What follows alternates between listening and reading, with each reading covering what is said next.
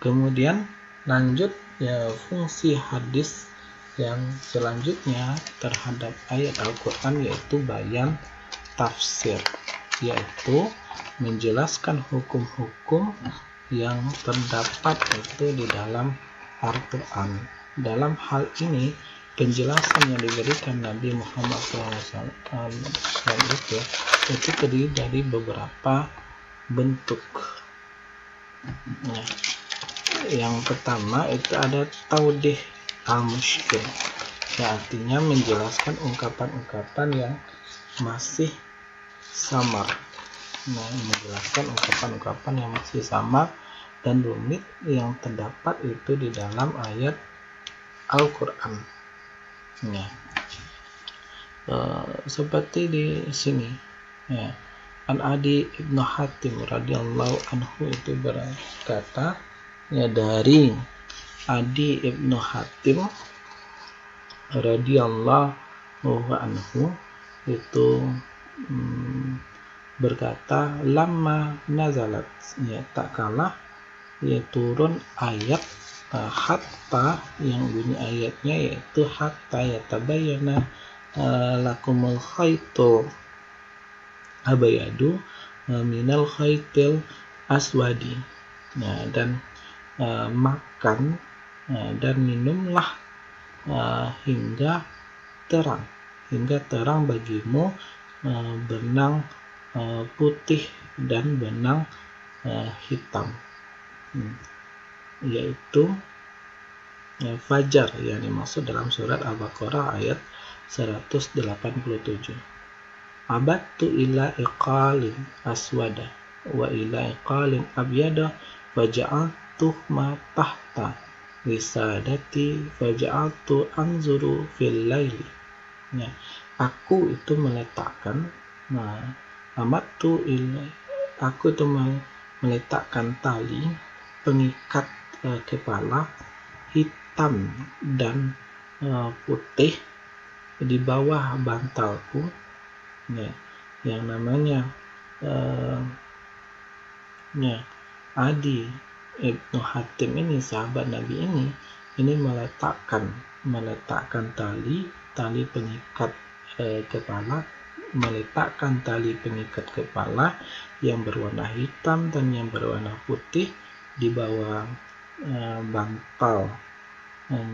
bantalnya. Nah, kemudian yang namanya Adi ibnu Hatim sahabat itu terus melihatnya di waktu malam. Nah, tetapi tidak jelas bagiku. Anzuru fil lail fala yastabin, tetapi tidak jelas bagiku. Artinya yang namanya Adi ibnu Hatim ini tidak memahami isi dari apa yang dimaksud dari hatta yatabayyana lakumul khaytul abyadu minal khaytil aswadi. Tidak memahami, ya, tidak jelas bagiku. Maksudnya tidak, yang namanya Adi ibnu Hatim tidak memahami ayatnya. Kemudian pagi harinya, fagadawtu ala Rasulillah sallallahu alaihi wasallam, maka pada pagi harinya, ya, aku itu menemui Rasulullah sallallahu alaihi wasallam, fadzakartu lahu, kuceritakan padanya apa yang telah dilakukannya. Nah, zalika faqala innama zalika sawadul lail wa bayadun nahar. Nah, kemudian Rasulullah itu menjelaskan makna ayat ini, yaitu maknanya adalah sesungguhnya maksud ayat tersebut adalah hitamnya malam. Ya, maksud ayat adalah hitamnya malam, sawadul lail, hitamnya malam, dan bayadun nahar, dan putihnya siang. Nah, itu yang dimaksud di dalam ayat Al-Quran ini. Inilah yang dimaksud taudih al-mushkil, yaitu menjelaskan ungkapan yang masih samar dan rumit yang terdapat dalam Al-Quran. Menjelaskan ayat Al-Quran yang mana itu secara kebahasaan itu masih sulit dipahami, maka hal tersebut itu dijelaskan oleh hadis Nabi.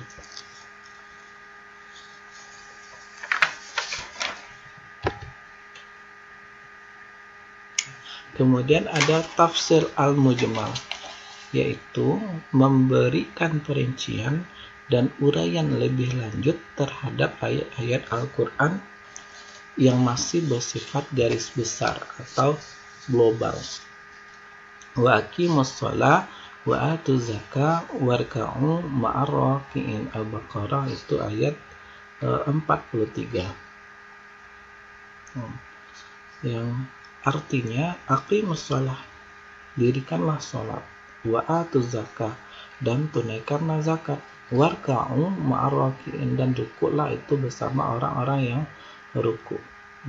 Ayat ini menjelaskan beberapa kali salat itu harus dikerjakan itu dalam sehari, kapan waktunya, berapa jumlah rakaatnya, dan bagaimana tata cara pelaksanaannya. Itu tidak diketahui. Nah, ayat ini tidak menjelaskan. Nah, kemudian datang hadis Nabi yang menjelaskan.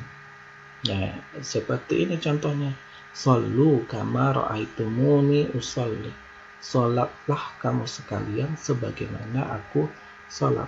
Nah, Nabi di dalam hadis Nabi nantinya yang menjelaskan berapa kali salat itu harus dikerjakan dalam sehari, kapan waktunya, berapa jumlah rakaatnya, dan bagaimana tata cara pelaksanaannya, itu tidak terdapat di dalam ayat Al-Quran, tetapi terdapat di dalam hadis Nabi. Artinya yang namanya hadis Nabi itu memberikan perincian dari uraian lebih lanjut terhadap ayat-ayat Al-Quran yang masih bersifat garis besar atau global. Ini yang fungsi hadis, yaitu sebagai tafsir al-mujmal. Kemudian ada taksis al-am, yaitu fungsi hadis terhadap Al-Quran yang selanjutnya, yaitu taksis al-am, yaitu memberikan ketentuan khusus terhadap ayat-ayat Al-Quran yang masih bersifat umum. Hurrimat alaikumul maitatu. Hurrimat alaikumul maitatu. Nah, diharamkan bagimu memakan bangkai. Hurrimat alaikum, diharamkan bagimu itu memakan bangkai, waddamu, dan darah, walahmul khinzir, dan daging babi, wa ma uhilla li ghairillahi bihi, dan daging hewan yang disembelih atas nama selain daripada nama Allah.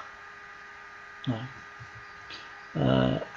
kemudian datang hadis Nabi an Abdullah ibn Umar, dari Abdullah ibn Umar, bahwasanya Rasulullah Shallallahu Alaihi Wasallam itu bersabda, "Wahillat lakum maitatan," yang dihalalkan bagi kamu itu dua bangkai, wa damani, dan dua darah. Fa'ammal maitatani, dan adapun kedua bangkai itu adalah falhutu wal jaradu, yaitu bangkai ikan dan belalang. Artinya di sini ada dua bangkai yang halal, yaitu bangkai ikan dan bangkai belalang. Wa ammat damani fal kabidu wattihalu. Nah, dan adapun dua darah yang halal itu adalah hati dan limpa. Nah, fal kabidu wattihal, hati dan limpa. Sunan Ibnu Majah hadis 3314. Artinya sini di dalam ayat Al-Quran itu mengharamkan yang namanya bangkai dan darah. Nah, tetapi ada hadis Nabi yang memberikan ketentuan khusus terhadap ayat-ayat Al-Quran yang masih bersifat umum. Nah, ayat Al-Quran memberikan pengecualian, mengkhususkan hal-hal yang bersifat umum. Memang secara umum yang namanya bangkai dan darah itu haram, ya, tetapi ada pengecualiannya, ada yang khususnya, yaitu bangkai ikan dan belalang dan darah hati dan limpa itu pengecualian dari yang diharamkan. Inilah fungsi hadis taksis al-am, yaitu fungsi hadis memberikan ketentuan khusus terhadap ayat-ayat Al-Quran yang masih bersifat umum. Nah, kita lihat juga terdapat ada hadis ayat Al-Quran, ya ayyuhallazina amanu idza nudiya lis-salati, wahai orang-orang yang beriman, idza nudiya lis-salati, apabila ditunaikan sholat min yaumil jum'ah, sholat itu pada hari Jumat, fas'au ila zikrillah, maka bersegeralah kamu untuk melaksanakan sholat, melaksanakan panggilan Allah. Wazarul bay', dan tinggalkanlah jual beli, zalikum khairul lakum in kuntum ta'lamun, hal yang demikian itu adalah lebih baik bagimu jika kamu mengetahui. Ini surat Al-Jumu'ah ayat 9. Nah, ayat ini diberikan pengecualian. Kalau ayat di atas ayat ini, Al-Jumu'ah ayat 9 ini jelas kewajiban untuk sholat Jumat. Ya, kewajiban untuk sholat Jumat.